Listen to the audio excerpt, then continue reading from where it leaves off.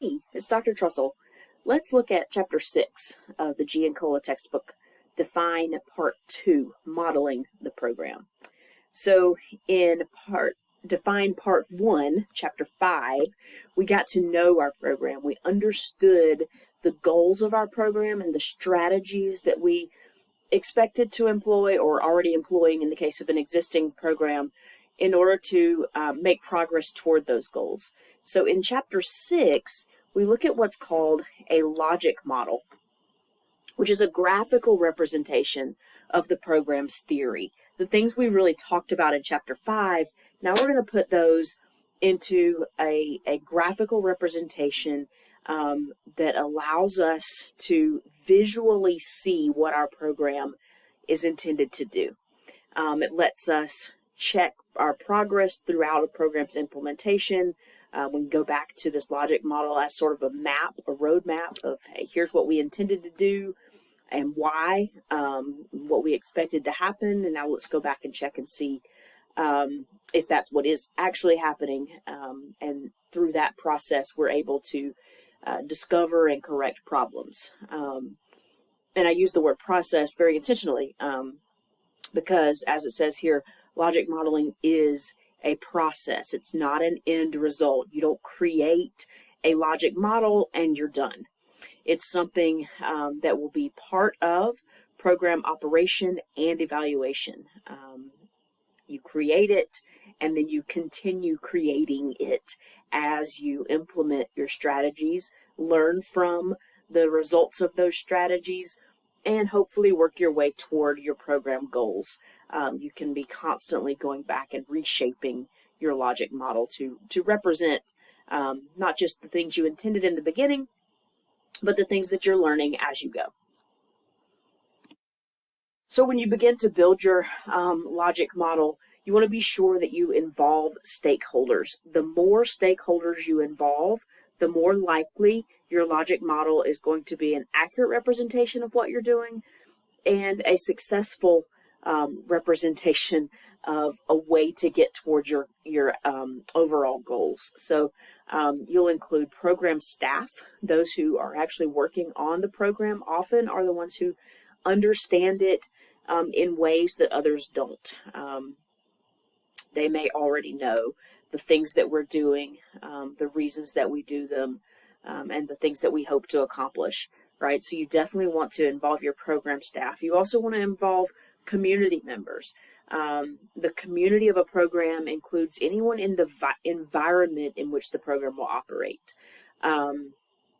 So for example, if you're planning a program to improve the achievement of students with disabilities, your community is likely the school community, the parents and the teachers. If you're planning a program to improve outcomes for at-risk youth in the community would be that town or that neighborhood. So those who are in the environment in which the program operates, you want to be sure to include them in this process.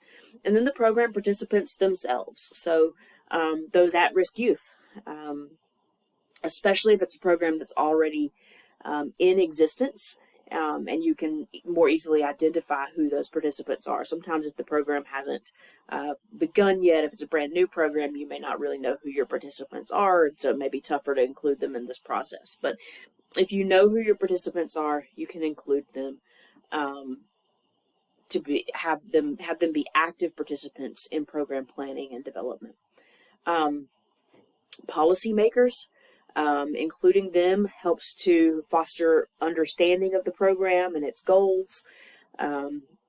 They a lot of times have a unique perspective on what a program needs to accomplish or what evidence the program is going to need to be able to show in order to continue to receive support or funding from different entities that the policymakers may have some say or control over.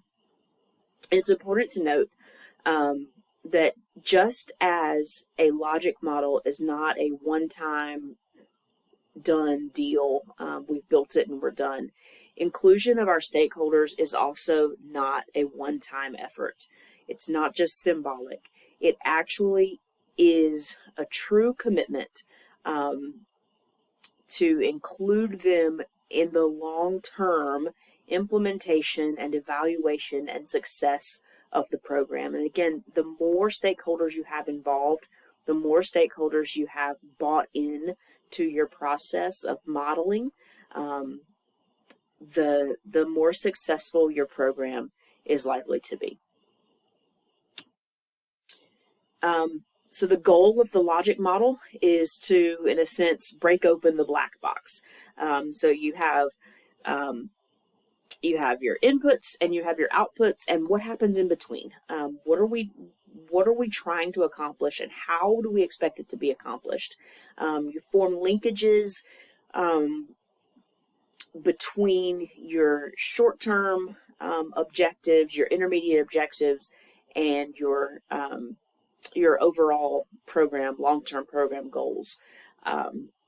What strategies do we expect to employ, and why, essentially, is what you're going to be modeling with your logic models. Explaining how your program works, the purpose of your program in theory is what you'll show in your logic model. This gives you an opportunity, as we talked about in Chapter 5, when we're really thinking through the program theory, this gives you an opportunity to think through the assumptions. When you say these are our goals, and then you start to work on these strategies, what are you assuming that the strategies are going to do to help you get to your goals? This is what you want to demonstrate or illustrate in a logic model. And this is a good place, I think, to pause and say, Chapters 5 and 6 really aren't chapters that have to be mutually exclusive or done in a particular order. So it could be that you've already thought through your program strategies and goals and the theory that link the two, as we discussed in Chapter 5. And if you've already done that and you've already got those things sort of nailed down, then building a logic model is super simple. You just draw it, basically. You draw what you've already thought through and planned out. But the logic model also could be a really great place to start if you haven't done the work of Chapter 5 yet. If you haven't done the work of thinking through your program theory and what links your strategies to your goals. The logic model can be a tool that helps you get there. So Chapter 5 stuff doesn't have to happen before the Chapter 6 stuff. They can work hand in hand to sort of complement each other and help you as you define your program. And again, a logic model is a living model that changes. As you learn more about your program and how your strategies are actually working out, you can go back and you can change the model, the logic of your program to better reflect not just what you intended, but what you're seeing actually happening on the ground. Logic models take on lots of shapes and sizes. A lot of times they use different terminology for the components. But we're going to look at and focus on and sort of the model that we'll stick to and terminology we'll stick to in this book are embedded evaluation modeling processes. So the primary components for an embedded evaluation logic model are these. You want to define your long-term goals. And these are sort of in the order that you would want to accomplish them, right? So you want to define your long-term goals, figure out what your program strategies are going to be, what are the things we're going to do to try to reach those goals, and then you'll lay out early objectives and intermediate objectives, which are the sort of the smaller steps, the things you expect to see happening as you start to implement your strategies, but maybe before you get all the way to your long-term goals. So we implement a strategy, we expect to see some early outcomes happening, right? So what are our early objectives that we expect to happen as a result of our strategies? And then maybe some intermediate objectives, some things we expect to see a little bit further down the line. as we move closer to our long-term goals. And also, sometimes, not always, but a lot of times it's helpful to include on a logic model your contextual conditions. So remember from earlier, a contextual condition are those resources that you need in order to make your program strategies work that aren't included in the program themselves. So what things do you need in order to begin to implement your strategies? So the long-term goals are your primary focus, and your strategies help you to accomplish those goals through your early and intermediate objectives. So what does a logic model look like? Here is sort of the shell of a logic model. So you start, again, by naming your long-term goals. So you'll really start over on the right-hand side. And it's helpful when building these to keep your shapes and colors consistent. And so the convention used in this textbook, you don't have to stick with, but it's the one used here, is that long-term goals will be in ovals, and strategies will be in these rounded rectangles, and the early and intermediate objectives will be in the right angle rectangles. So it just helps for the viewer, for the users of your model, to be able to sort of eyeball those major categories of what's listed here, if you keep your shapes and your colors consistent. So we'll start with long-term goals over here in the ovals, and then maybe you come back and you list what your strategies are and your contextual conditions. What is it that you need before you can begin implementing your strategies? And then you have the arrows pointing in the direction of your long-term goals, but from the strategy to the early objectives, what do you expect to start seeing pretty quickly after you implement your strategies? Your intermediate objectives, which may not be immediate after strategies, but aren't quite to your long-term goals. And then your arrows continue over to your long-term goals. So this is just sort of a general shell of what a logic model looks like, and here is an example of one. So for a program designed to increase the number of students enrolling in college, all right? So our long-term goal is to increase the number of students enrolling in college.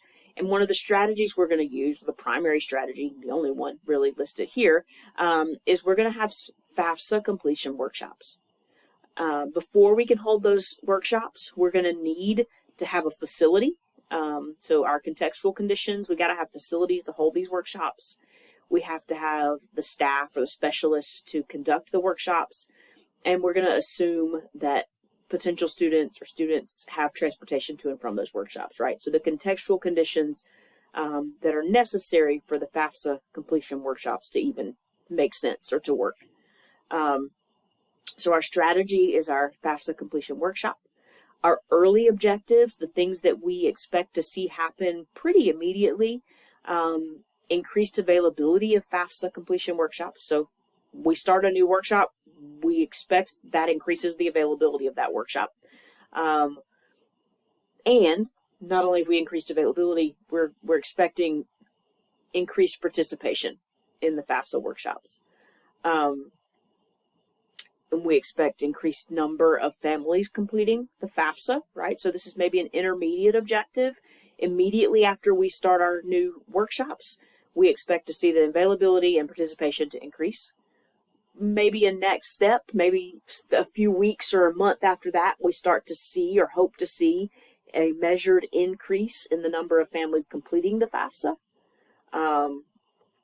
Increased number of students submitting the FAFSA. We don't want to just complete it, we want to submit it, which then hopefully leads to another intermediate objective of increased number of students receiving aid for college, which will directly impact our long-term goal of increased number of students enrolling in college. So you can kind of see the logic in our logic model of how we expect our strategy to link to our long-term goal.